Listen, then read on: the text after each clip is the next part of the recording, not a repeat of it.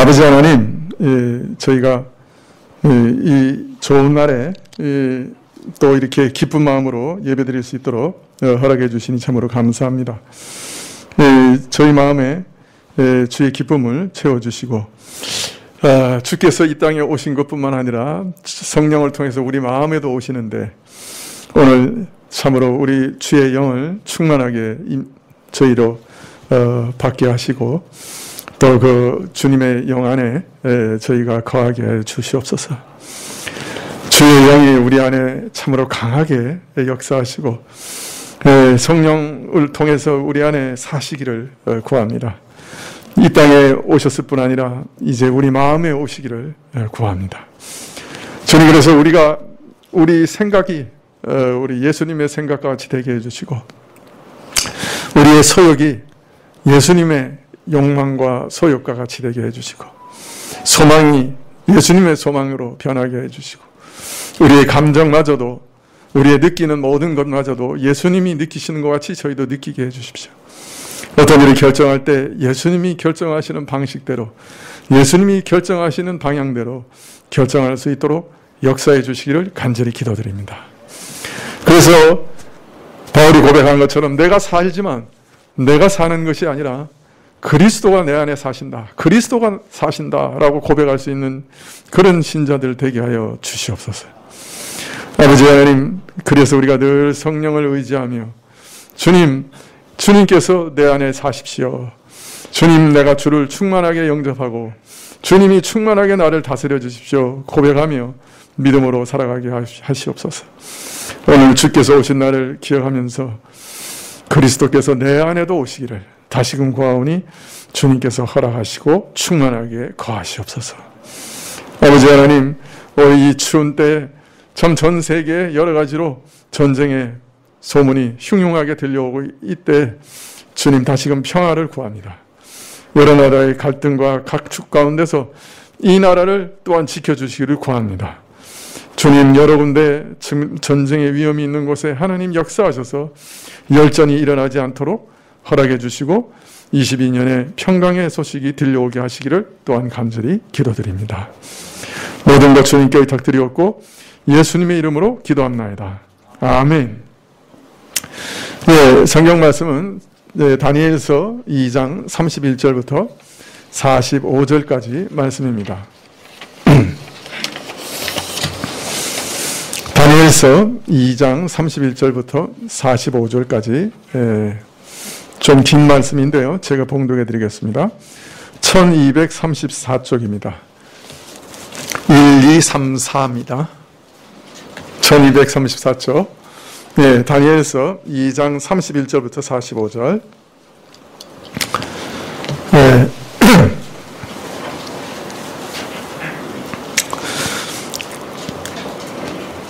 왕이여, 왕이 한 큰 신상을 보셨나이다. 그 신상이 왕의 앞에 섰는데 크고 광채가 특심하며 그 모양이 심히 두려우니 그 우상의 머리는 정금이요 가슴과 팔은 은이요 배와 넉적다리는 노시요 그 종아리는 철이요 그 발은 얼마는 철이요 얼마는 진흙이었나이다. 또 왕이 보신즉 사람의 손으로 하지 아니하고 뜨인 돌이 신상의 철과 진흙의 발을 쳐서 부서뜨리매 때에 철과 진흙과 녹과 은과 금이 다 부서져 여름 타작마당에 겨같이 되어 바람에 불려 간 곳이 없었고 우상을 친 돌은 태산을 이루어 온 세계에 가득하였었나이다. 그 꿈이 이러한즉 내가 이제 그 해석을 왕 앞에 진술하리이다. 왕이여, 왕은 열왕의 왕이시라.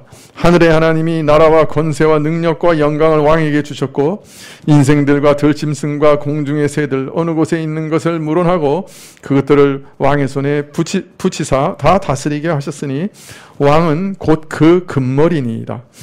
왕의 후에 왕만 못한 다른 나라가 일어날 것이요 셋째로 또 놋 같은 나라가 일어나서 온 세계를 다스릴 것이며 넷째 나라는 강하기가 철 같으리니 철은 모든 물건을 부서뜨리고 이기는 것이라.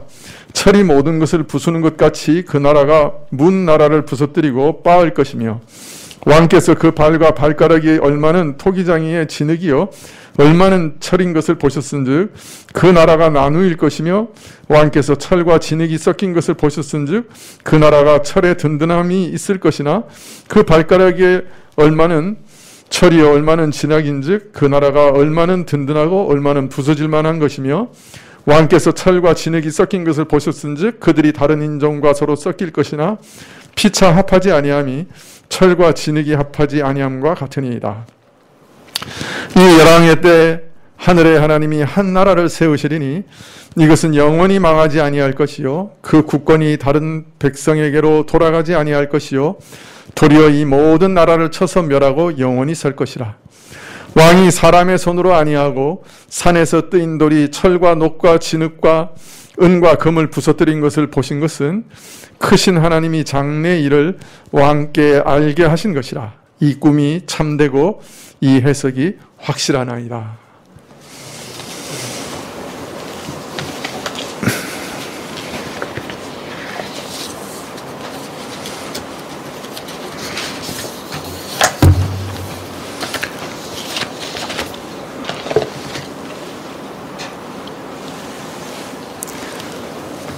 예수님께서 태어나실 때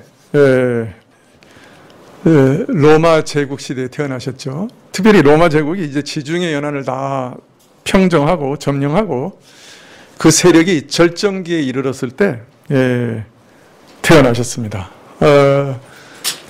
그리고 이스라엘은 그 로마의 식민지였죠. 그 식민지의 한 백성으로 태어나신 것이죠. 고대로부터 지구상에 출현한 제국이 수없이 많았습니다만은 이 서양인들의 뇌리에는 바로 이 로마 제국이 이상 국가, 그러니까 국가 이상으로 아주 깊이 새겨져 있습니다.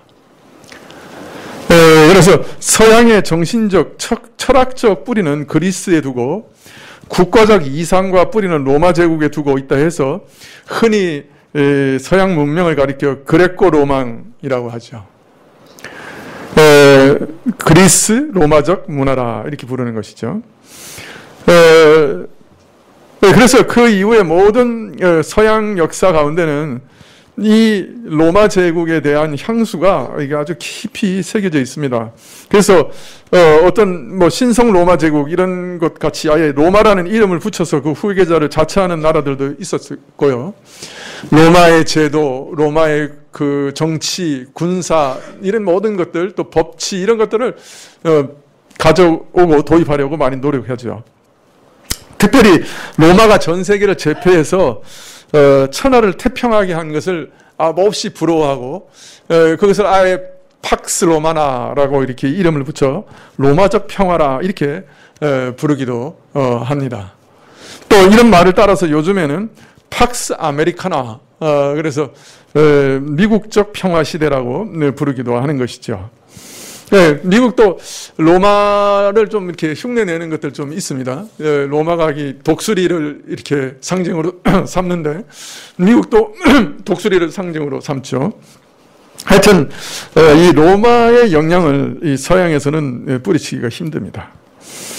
자, 그러나 이것은 어디까지나 세속 역사가들의 생각과 견해일 뿐이에요. 성경은 세계를 제패하고 다스려온 이 제국들의 역사에서 전혀 다르게 얘기하고 있습니다. 성경은 세계를 제패해온 이 제국들에 대해서 어떻게 말씀하실까요? 어떤 관점을 가지고 계실까요? 로마를 어떻게 생각하실까요? 그것이 바로 오늘 읽은 다니엘서의 말씀에 나오는 것입니다. 하나님께서는 바벨론 제국의 왕 느부갓네살에게 한 꿈을 주셨어요. 근데 재밌는 거는 느부갓네살이 꿈을 꾼 다음에 잊어버렸습니다. 자기가 그런데 꾸고 나서 잊어버린 다음에 깨고 나서 이거 약간 굉장히 중요한 꿈을 꾼 것 같은데 너무 궁금한 거예요. 자기가 잊어버린 그 꿈이 너무 궁금해가지고 학자들 뭐 그 당시에 점치는 사람들 뭐 이렇게 하여튼 모든 신하들 불러놓고 야, 내 꿈을 빨리 찾아내고 그 다음에 그걸 해석해라. 이거 난리가 났죠. 예, 보통은 자기가 꾼 꿈을 이렇게 얘기해주고 그 다음에 그 해몽하는 사람이 그 해몽을 하는 건데 꿈마저도 잊어버린 다음에 그 꿈을 찾아내라 그러니 이게 뭐 누가 할 수 있는 사람이 없는 거죠. 예. 그래서 그거 찾지 못한 그 사람들 다 쓸데없다고 다 죽여버리라고 그렇게까지 막 화가 나서 느부갓네살이 난리를 칠 때 등장한 사람이 다니엘이에요.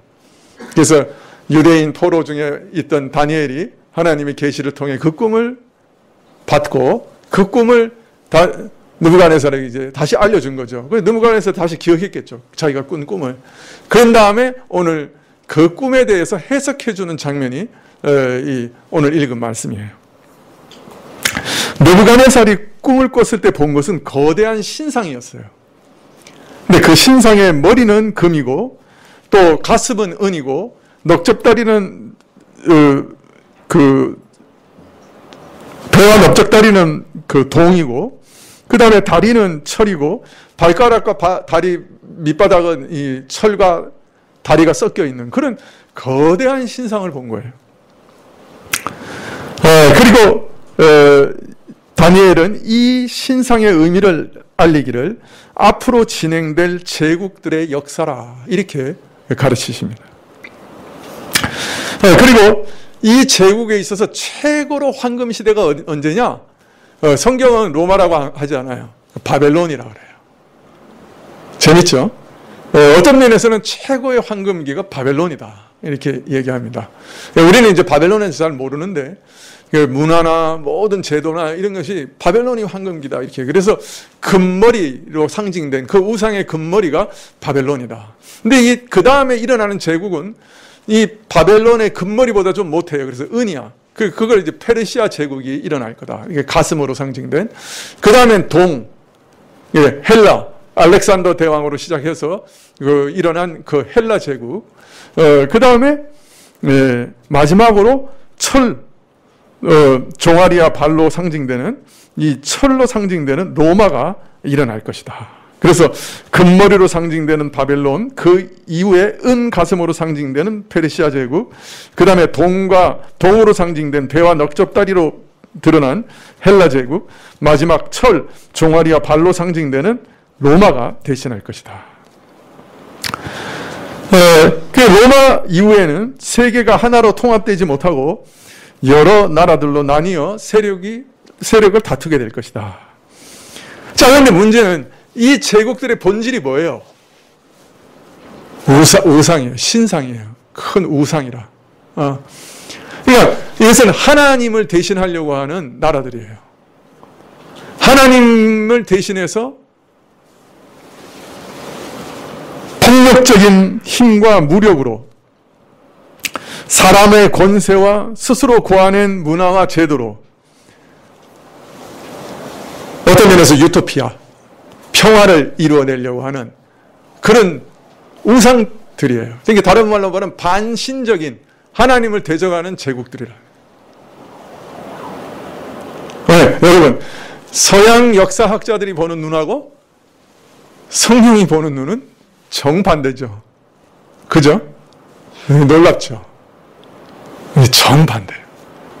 어떤 면에서. 자, 그런데 바벨론, 페르시아, 알렉산더의 헬라 제국에 이어 출현할 로마 제국은 이전의 다른 모든 나라들과는 달리 심히 무섭고 잔인한 나라가 될 것이다. 이렇게 얘기합니다. 그래서 오늘 말씀 2장 40절에 보면 넷째 나라는 강의가 철 같으리니 철은 모든 물건을 부서뜨리고 이기는 것이라 철이 모든 것을 부서뜨리는 것 같이 그 나라가 문 나라를 부서뜨리고 빻을 것이며 또 다니엘서 7장 23절에는 이후에 다니엘서를 보면 똑같은 그 이상이 비슷한 이상이 두 번 더 나와요. 사실은 같은 내용을 좀 더 다르게 좀 더 자세하게 보이는 이상들인데 그 중에 이제 7장 23절에 이렇게 얘기해요. 모신자가 이처럼 이르되 넷째 짐승은 그 땅의 넷째 나라인데 이는 모든 나라보다 달라서 천하를 삼키고 밟아 부서뜨릴 것이며 이렇게 기록하고 있습니다. 과연 나중에 실제로 출현한 로마 제국의 모습은 이것과 똑같았어요. 나라들을 잔해하며 파괴하는 그 무서운 기계 같았어요. 그 발톱에 걸려들면 어떤 나라든지 부서지지 않고 깨어지지 않고 무너지지 않는 나라가 없었어요. 이처럼 칼로 모든 나라를 정복했기 때문에, 그래서 이제 지중해 연안과 그 주변을 모두 정복했기 때문에 거기 이제 평화가 왔어요. 이걸 이제 뭐라 그러는 거예요? 팍스 로마나라고 부르는 거죠. 그래서 이 팍스 로마나라고 부를 때는 그 아우구스투스 황제부터 시작해가지고 약 200년간, 그걸 이제 팍스 로마나, 오현제 시대라고 얘기하죠, 보통. 로마의 평화는 이처럼 칼로 모든 나라를 정복하고 복종시키고 노예화시킴으로 전쟁을 억제하는 평화, 즉 칼과 피와 전쟁으로 이룩한 평화였어요. 그런데 그걸 모든 나라들이 이제 사모하는 거예요. 우리가 정말 이렇게 로마처럼 힘이 세지면 좋겠다. 우리가 그래서 모든 주변 이민족들을 다 정복하고 우리 마음대로 다스리고 우리 마음대로 지배하면 좋겠다. 이것이 모든 사람들에게 좋게 여겨진 거예요. 네. 그래서 지배욕, 권세욕, 비교의식, 또 우월감, 이런 것들이 가득한 우리 인생에 있어서는 이 로마라고 하는 나라가 정말 흠모할 만한 나라가 된 거예요. 이거 모델이야. 이 로마처럼 되면 좋겠다. 그래서 이건 지금도 전 세계적으로 모든 나라가 어떤 면에서는 이걸 추구하고 있는 거죠. 그러나 성경은 이전 제국들이나 특히 마지막 로마 제국에 대해서 인상이 아주 좋지 않아요. 강력한 힘, 즉 피와 전쟁, 정복과 억압을 통해 모든 나라를 자신의 발 아래 두는 이 제국에 대해서, 강력하지만 아주 잔혹한 평화에 대해서 인상이 좋지 않아요. 세상은 이것을 좋게 여기고 세상의 모든 나라가 이것을 숭상하지만, 바라지만, 사실 세상이 평화를 얻는 방식이 달리 없죠. 그죠? 그냥 경쟁자를 다 거꾸로 틀리고 정복하고 죽이고 이렇게 하는 방식 외에 어떤 면에서 평화를 얻는 방식이 없죠. 그러나 다니엘서는 이런 제국들의 마지막 운명, 궁극적인 운명을 또 알리고 계세요. 네. 신상의 발을 뜨인 돌이 부술 것이다. 뜨인 돌, 사람의 손이 아니라 돌 하나가 그냥 날라왔어요. 그래서 철과 진흙과 놋과 은과 금으로 된 그 신상의 발을 탁 부숴버려요. 그러니까 어떻게 되겠어요? 신상이 엎어져서 산산이 부서져요. 즉 이러한 강력한 제국들이 차례로 나타나서 세계를 지배하며 역사를 주도할 것이지만, 마지막 로마 제국 시대의 뜨인 돌, 사람에게 속하지 아니한 사람의 손으로 만들어진 나라가 아닌, 즉 하나님께서 친히 세우시는 한 영원한 나라가 등장할 것이고, 이 나라가 이후 온 천지에 충만하게 될 것이다, 이렇게 예언하고 계세요. 이로써 문 나라를 정복하여 짓밟는 강력한 제국들이 차례로 등장해서 세계를 지배하는 그 역사는 끝이 나고, 하나님께서 친히 세우시는 이 나라가 영원히 서게 되고, 그로 인해 역사는 마감하게 될 것이다, 완성에 이르게 될 것이다, 그렇게 예언하고 계신 거죠. 그리고 다니엘서는 이 완성의 때까지를 맨 마지막에 보면 1200 몇십일 이렇게 이제 예언하고 계세요. 그 이제 계시록에서 그걸 그대로 가져와요. 그죠? 그래서 예수님의 초림부터 재림까지의 시기를 3년 반, 1200 몇십일 이렇게 계시록에서도 그걸 가져와서 예언하고 있죠. 우리가 지금 살고 있는 시기가 바로 다니엘서에서 예언한 그 1200 몇십일 안에 있는 거예요, 사실은. 그래서 역사는 계속 진행되는 것이 아니고, 제국들이 서로 각축하고 나라들이 각축하는 이 혼돈된 계속된 역사가 계속 진행돼 가다가 이 그리스도의 나라, 그리스도의 복음이 온 세계에 충만하게 전파되는 어느 날 끝이 올 거예요. 이 역사는 끝이 있는 거예요. 그걸 다니엘서에서 이미 예언하고 계신 거예요. 예수님이 이 땅에 오시기 전에 500년 정도 전에 벌써 한 500년이죠. 한 500년 정도에 벌써 이렇게 다 예언하고 계신 거예요. 바벨론 시대에 예언했으니까 훨씬 전이네요. 그죠? 다니엘이 한 90살 넘게 살았으니까 훨씬 전이죠.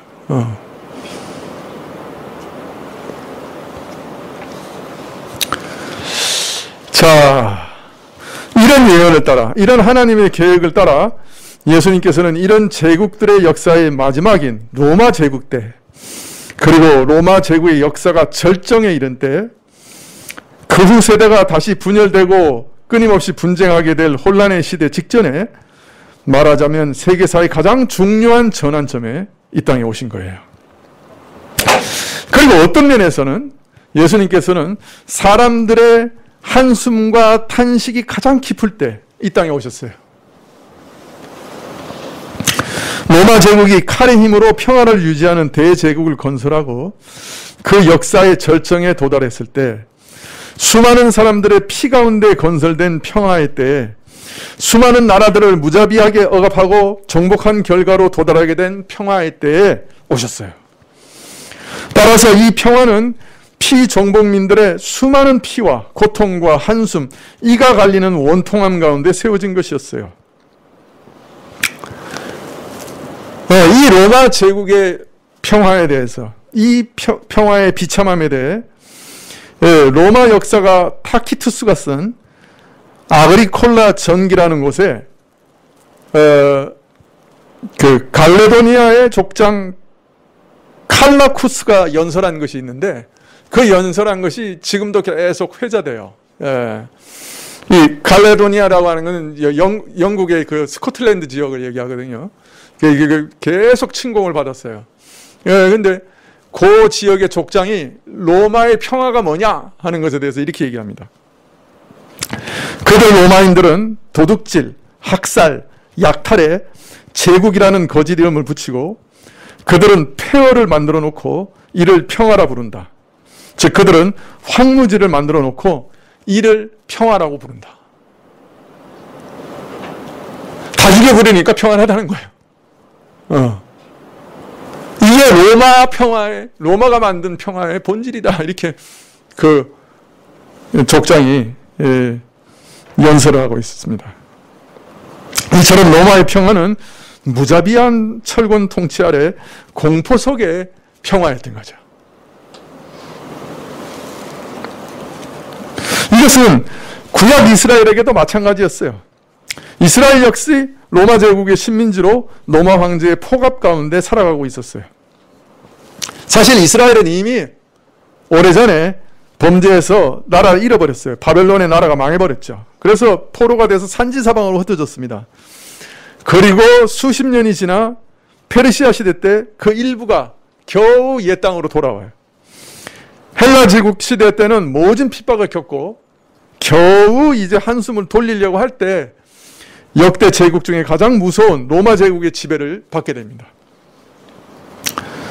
자, 이런 로마 제국의 지배가 절정에 이른 아우구스투스 황제 때 예수께서 태어나셨습니다.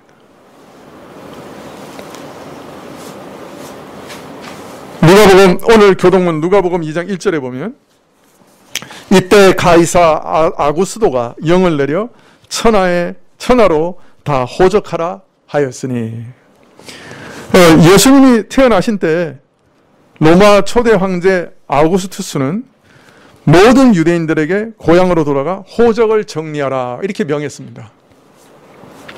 이게 소위 호적령이라고 하는데요. 여러분, 왜 호적을 정리하죠? 식민지 백성들에게 왜 호적을 정리하라 그러죠? 머리수대로 세금 매기려고요. 한 사람도 빠짐없이 다 세금을 뺏어 먹으려고요. 호적령을 내리는 거예요. 또 일반 국가에서는 군대를 징집할 때도 호적을 다 세우는 거죠. 그죠? 사람 수를 세면서. 자, 그러니 식민지 백성에게는 참 가혹한 일이었죠. 무거운 짐이고 걱정거리였어요. 그래서 이 호적령 때문에 또 반란이 일어나기도 해요. 이 이스라엘은 이처럼 영적으로나 육적으로나 안으로나 밖으로나 그 처한 형편과 사정이 아주 비참하고 절망스러웠어요. 그래서 사람들은 또 이런 절망적인 상황 가운데서 참 구약에서 예언했던 그 선지자들이 예언했던 소망, 다윗의 자손이 이스라엘을 구원하고 잃었던 모든 것을 다시 회복하실 그 약속을 간절하게 기다리고 있었어요. 즉 예수님께서는 힘으로 세계를 정복해 평화를 이루는 제국들의 역사가 로마에 의해 가장 큰 절정에 이르렀을 때, 그 무자비한 철권 통치가 사람들로 하여금 참으로 깊은 탄식과 한숨으로 젖어 들어가게 할 때, 이 백성 이스라엘의 고통과 어두움이 가장 깊을 때 태어나셨던 것이죠. 그리고 바로 이런 잔혹하고 두려운 시대에 영원하고 진정한 평화의 나라, 하나님의 나라를 세우심으로 세계 역사를 근본적으로 바꾸어 놓으려고 이 땅에 오신 겁니다. 그는 칼의 힘으로 모든 나라를 정복하고 다스리는 것이 아니라 오히려 자신을 죄인의 대속물로 주어 저희 죄를 사하시는 그런 신령한 다스림으로 죄인을 죄의 얽매임에서 벗어나게 하시고 서로 미워하고 증오하는 대신에 서로 사랑하게 하셔서 하나님과 사람 사이에, 그리고 사람과 사람 사이에 영원한 평화를 이루기 위해서 이 땅에 오신 거예요. 그리고 이 나라는 온 세계를 정복하게 될 것이에요. 다니엘서 7장 13절에 보면 내가 또 밤 이상 중에 보았는데 인자 같은 이가 하늘 구름을 타고 와서 예적부터 항상 계신 자에게 나와 그 앞에 인도되매 그에게 권세와 영광과 나라를 주고 모든 백성과 나라들과 각 방언하는 자로 그를 섬기게 하였으니 그 권세는 영원한 권세라 옮기지 아니할 것이요 그 나라는 패하지 아니할 것이라. 이렇게 예언하고 계십니다. 로마 제국 이후에 열국이 나뉘어서 세력을 다투는 와중에 성도들은 핍박과 환난을 당하겠으나 하늘을 대적하고 성도들을 핍박하는 세력은 결국 권세를 빼앗기고 망할 것이요 나라와 권세와 온 천하 열국의 위세가 하나님의 거룩한 백성에게 주어질 것이며 이 나라는 영원할 것이요 모든 권세 있는 자들이 다 그를 섬겨 복종하게 될 것이다. 이렇게 예언하고 있습니다. 또 그래서 오늘 다니엘서 2장 44절에는 오늘 말씀에는 이 열왕의 때 하늘의 하나님이 한 나라를 세우시리니 이것은 영원히 망하지 아니할 것이요 그 국권이 다른 백성에게도 돌아가지 아니할 것이요 도리어 이 모든 나라를 쳐서 멸하고 영원히 설 것이다. 이렇게 말씀하고 계시는 거예요. 열왕의 때 전쟁과 환난의 시대에 하나님의 나라는 오히려 강성하여 그 지경을 넓힐 것이요 그 결국에는 우상을 쳐서 산산이 흩어버리고 태산을 이루고 온 세계에 가득하게 된 그 돌과 같이 하나님의 나라가 온 땅에 충만하게 될 것을 알리고 계시는 예언입니다. 바로 이 예언대로 예수님의 복음은 처음 겨우 120명의 문도에서 시작했지만 오늘날 온 세계 수억의 인구 가운데 퍼져 있고 온 세계 온 대륙에 이 복음이 퍼져 있고 온 대륙에 교회가 건설되고 있습니다. 우리는 이제 그것을 보고 있는 거죠. 온 세계에 그의 나라가 충만합니다. 이제 끝이 얼마 남지 않았죠. 물론 이 일이 그저 순탄하게 이루어지는 것은 아니라고 얘기합니다. 스가랴서 같은 데를 보면 교인들이 3분의 2 또는 반이 죽어 망하는 그런 우여곡절들도 있을 수 있다. 이건 상상도 못할 일이죠. 온 교회가 반이 없어지고 3분의 2가 없어지고 교인이 반이 없어지고 3분의 2가 없어지고 이런 일들도 있을 것이다. 이런 환난과 어려움도 있을 것이다. 이런 우여곡절들도 있을 것이다. 그래서 수많은 연단과 고난들이 이 교회 안에 있을 것이지만 그러나 끝내 이 나라가 온 땅에 충만하고 영원하게 서게 될 것이다. 그래서 스가랴서 같은 경우는 그런 걸 예언하고 있어요. 그러니까 그렇게 이상한 게 아니에요. 어떤 면에서 교회가 이 환난의 시대 가운데 환난을 당하고 어려움을 당하고 고통을 당하고 부서지고 깨어지고, 야, 이러다가 이 교회가 진짜 완전히 없어지는 거 아닌가? 이렇게 염려하는 것, 그게 이상한 게 아니에요. 네, 그런 일들이 아주 여러 번 그런 우여곡절을 겪지만은, 그러나 끝내는 교회가 망하지 않고, 끝내는 교회가 온 세계에 전파될 것이다. 그렇게 예언하고 있는 거예요. 오늘 그 예언의 끝자락을 우리가 거의 보고 있는 상황이에요, 사실은.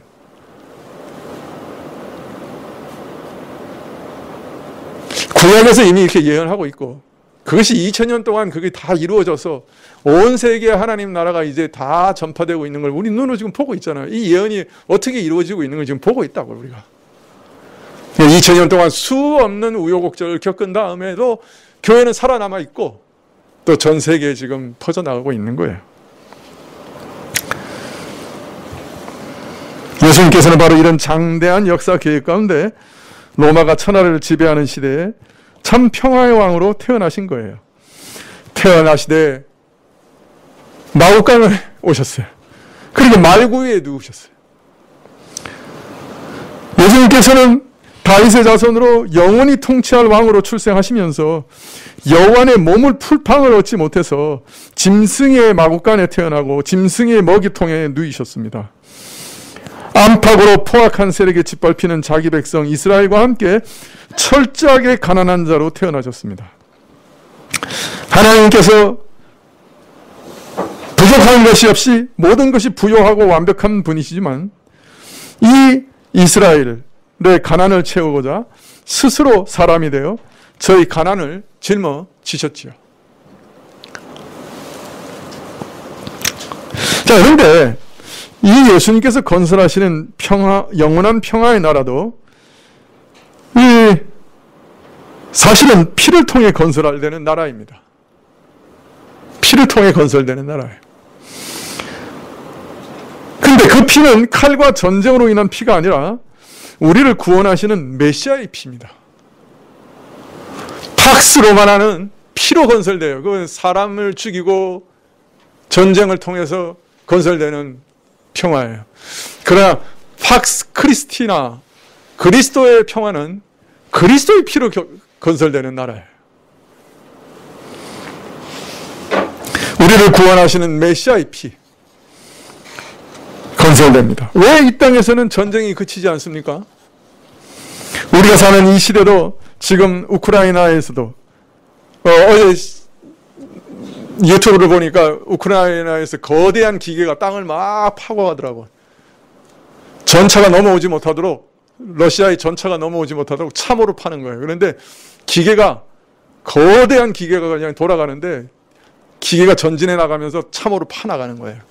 옆에는 그 흙이 이렇게 산처럼 쌓여가더라고요. 전차가 지나가지 못하도록 참호를 만드는. 지금 그러고 있어요. 이란 혁명수비대하고 군대 예산을 내년 2배로 올렸어요. 군사비를 2배로 올렸다. 네, 지금 온 군대를 동원해서 지금 미사일을 쏘고 군사훈련을 하고 있어요. 내년에 전쟁하겠다. 아르메니아, 아제르바이잔, 맞나요? 뭐죠? 이제 발음도 잘. 아르메니아도 지금 전쟁 준비하고. 인도, 중국하고 으르렁거리고 있고. 아프리카에서는, 에티오피아에서는 지금 내전이 벌어져서 열전을 벌이고 있고, 수단도 마찬가지고. 대만에서도 지금 긴장이 높아지고 있고. 왜 이렇게 전쟁의 소문이 끝이지 않는 거죠? 그래서 우리 타락한 사람들의 마음에 미움과 저기가 사라지지 않기 때문에 그렇죠. 따라서 사람들의 마음에서 전쟁과 다툼을 일으키는 그 원인, 미움과 저기가 제거되지 않으면 진정한 평화는 실현될 수 없죠. 마음에서 미움이 사라지지 않는 한 갈등과 전쟁은 그치지 않습니다. 그러나 사람이 제 스스로 자기 마음에서 미움을 제거하지 못합니다. 나는 이제부터 아무도 미워하지 않고 다 용서하고 모든 사람과 화평하게 살겠다 굳게 결심해도 미움의 마음에서 사라지나요? 입으로는 평화를 말하면서도 마음과 행동으로는 남을 미워하고 증오하기를 그치지 않는 이런 이중적인 모순된 모습들, 이 세상 모든 나라들과 우리 자신에게 보는 그 미움, 이것들 제거되지 않으면 우리 스스로의 힘으로 평화를 이루는 건 불가능해요. 그런데 이처럼 사람의 힘으로 불가능한 일을 그리스도께서 가능하게 하신다고 말합니다. 그의 평화는 먼저 원수된 우리를 위하여 피 흘려 죽으심으로 우리로 하여금 미움과 증오를 그치게 하는 방법으로 이루시는 평화입니다.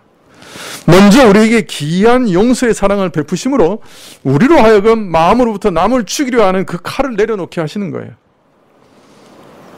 여러분, 스가랴서에 보면 우리가 우리 죄로 하나님을 찔렀다, 그렇게 해요.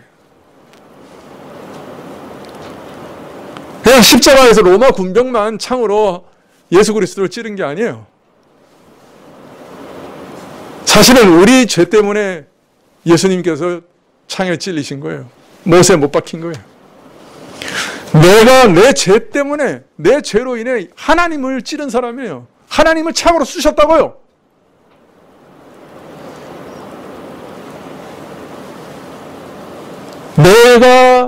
내 죄가 없었다면 예수님께서 왜 창에 찔리시겠어요? 왜 십자가에 달리시겠어요? 내가 누구냐? 하나님을 창으로 찌른 사람이에요. 근데 예수님께서는 그런 자들을 다 용서하셨어요. 그런 자들을 위해 죽으셨어요. 그렇기 때문에 이제 우리는 누군가 나를 찌릅니다. 누가 창으로 날 찔러요. 그럼 어떻게 해야 돼요? 네가 날 찔렀어. 너도 죽어봐. 이렇게 하는 게 아니잖아요. 내가 바로 하나님을 찌른 자인데, 그런데 하나님 나를 용서하셨다. 너 날 지금 칼로 날 찌르고 창으로 날 찌르지만 내가 너 용서한다. 하나님께서 나 같은 죄인을 용서하시고 자기 아들로 받으시고 화평하게 하시고 화목하게 하셨으니 나도 너하고 이제 화목하려다.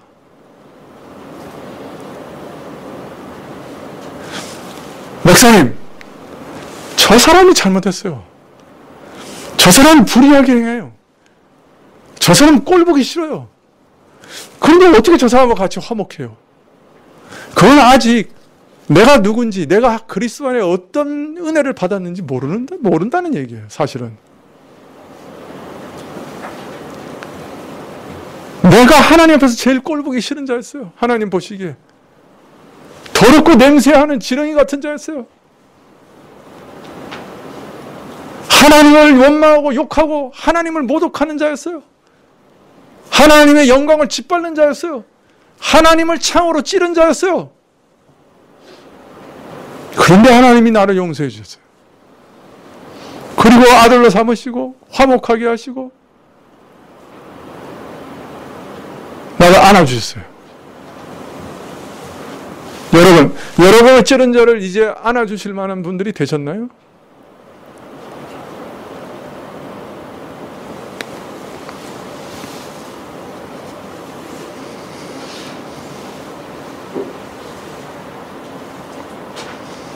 이 평화, 하나님이 주시는 평화는 사람의 마음 가장 깊은 차원에서 시작되는 평화예요. 이것만이 모든 다툼과 전쟁을 근본적으로 해결할 수 있어요. 요한복음 13장 34절에 이렇게 얘기합니다. 새 계명을 너희에게 주노니 서로 사랑하라. 내가 너희를 사랑한 것 같이 너희도 서로 사랑하라. 너희가 서로 사랑하면 이로써 모든 사람이 너희가 내 제자인 줄 알리라. 미움을 버리고 사랑하는 이것이 바로 우리가 그리스도를 믿고 따르는 자임을 나타내는 표입니다. 이것을 보고 저 사람은 예수를 믿는 사람이구나, 그리스도께 속한 사람이구나 하는 것을 알 수 있다는 말이에요. 서로 사랑하라. 서로 사랑하면 이로써 모든 사람이 너희가 내 제자인 줄 알리라. 사람의 마음속에 미움을 제거하고 적극적으로 사랑하게 하시는 것이 오직 그리스도만 가능하게 하시는 거니까, 그를 믿고 따르는 자에게만 가능한 일이니까 아, 서로 사랑하는 걸 보면 제자구나, 믿는 자구나 하는 것을 알 수 있다. 또 그들 가운데서만 이런 일이 가능하다. 이렇게 말씀하시는 거예요. 여러분, 큰 교회가 왜 안 좋은지 아십니까? 왜 안 좋으신지 아십니까? 서로 만날 일이 없어요. 수만 명인데 서로 뭐 교제할 사람이 몇이나 돼요. 겨우 구역 식구 한두 명이지. 몇 사람도 없어요. 서로 아는 사람이. 좀 작은 교회가 왜 좋은지 아십니까? 서로 만날 일이 많아요. 그래서 어떻게 돼? 서로 싸울 일이 많은 거예요. 그래서 좋아요. 서로 다툴 일이 많아요. 꼴 보기 싫은 게 보여요. 그래서 좋은 거예요. 그래야 훈련이 되죠. 그래야 나를 찌른 사람을 용서하는 것을 훈련할 수 있죠.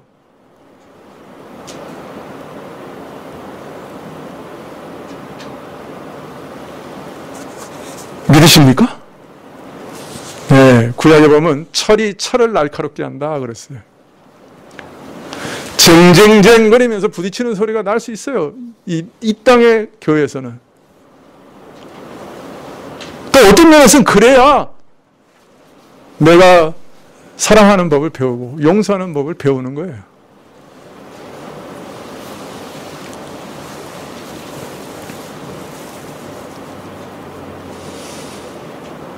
그래서 어떤 때는 꼴보기 싫은 남편, 꼴보기 싫은 아내, 꼴보기 싫은 자녀를 두기도 하는 거예요.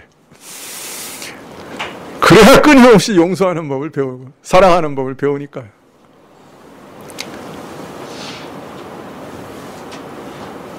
어떤 때는 난 진짜 꼴보기 싫은 사람이 있어서 나는 못 다니겠다고 떠나가는 사람도 있어요. 여러분, 그게 뭔지 아세요? 채로 이렇게 치는 거예요. 이게 치면 바람이 껍데기는 다 이렇게 쓸어가고 알곡만 남아요. 채로 치신다고요. 교회 안에서도.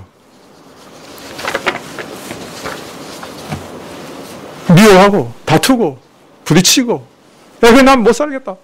튀어나가면 바람에 휩쓸려서 떠내려가는 거예요. 알곡만 남는 거예요.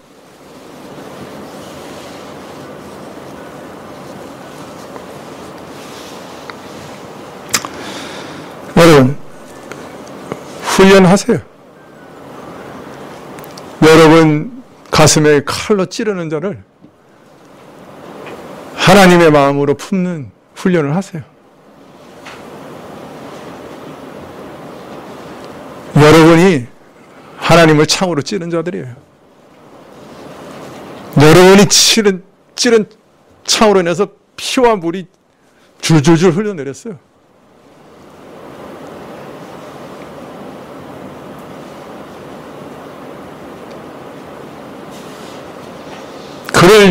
그런 자들을 용납하고 사랑한 하나님의 사랑을 배우세요. 그리고 마음을 넓히세요.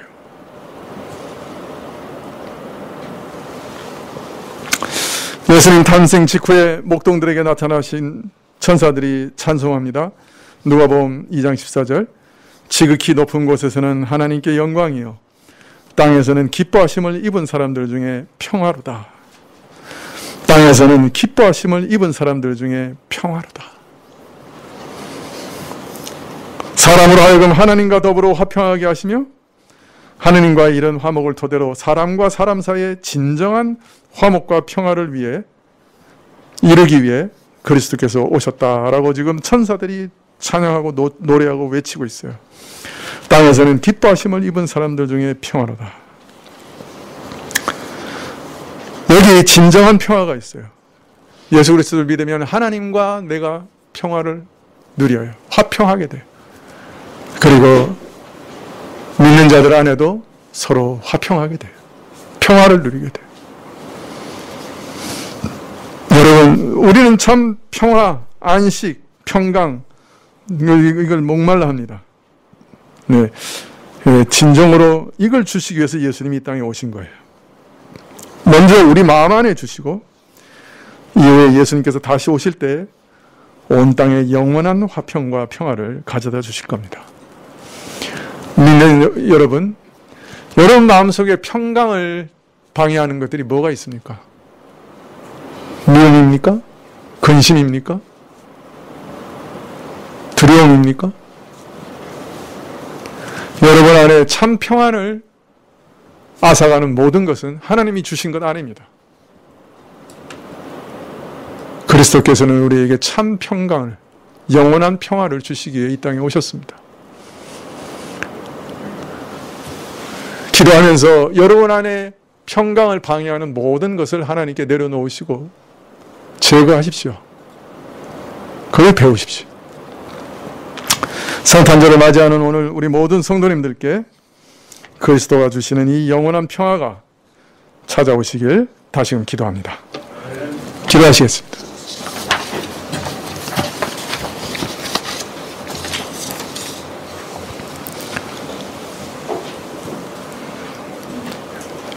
평화의 왕이신 주님, 저희 마음에 오시기를 원합니다. 저희 마음에 오셔서 주가 주시는 평화를 빼앗고 파괴하는 모든 것들을 부수어 버리십시오. 이 땅에 속하 있는 모든 세상의 세력을 주의 말씀의 철장으로 부수어 버리십시오. 그리고 주의 평화의 나라를 저희 마음에 건설해 주십시오. 예수님의 이름으로 기도합나이다. 아멘. 105장 찬송하시겠습니다.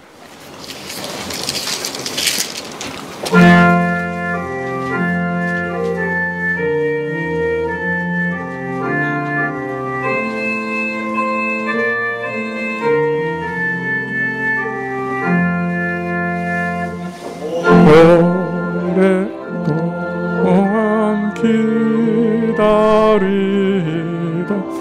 주님 강림하셔서 죄에 매인 백성들을 자유 없게 하시네. 주는 우리 소망이요 힘과 위로 되시니 오래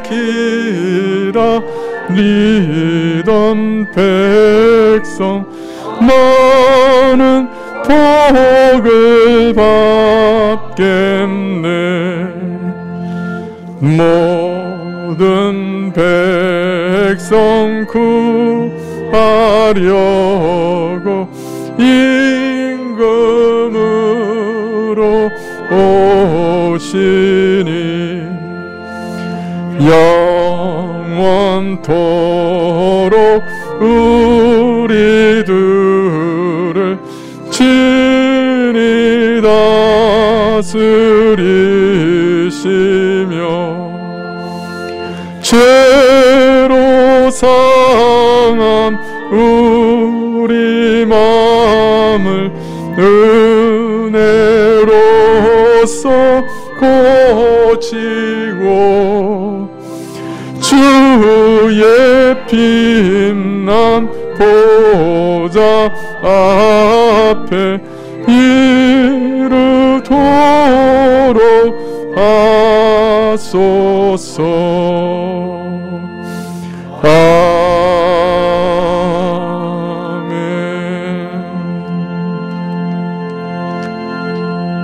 지금은 우리 주 예수 그리스도의 은혜와 하나님 아버지의 그 크신 사랑과 이 은혜와 사랑을 깨닫게 하시고 누리게 하시는 성령님의 교통하시고 역사하심이 주의 평화를 영접하며 머리 숙인 주의 백성들